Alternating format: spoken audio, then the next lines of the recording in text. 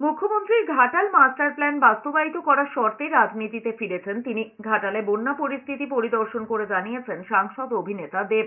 রবিবার ফের ঘাটালে বোটে চেপে জলবন্দি এলাকাগুলো ঘুরে দেখেছেন তিনি।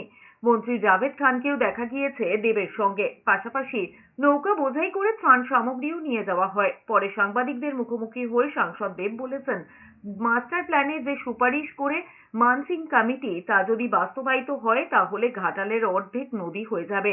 অনেকগুলো জায়গাকে নদীতে পরিণত করতে হবে, সেটা সম্ভব নয়। তাই নতুন প্ল্যান অনুযায়ী 4 কিলোমিটার জমিকে বাঁধে পরিণত করে দুটি নদীকে মেলাতে হবে।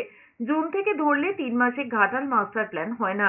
রাজ্য সরকার আপ্রাণ চেষ্টা করছে কাজটা দ্রুত গতিতে শুরু করার। জমি অধিগ্রহণ এবং জমি পুনরুদ্ধারের কাজ চলছে।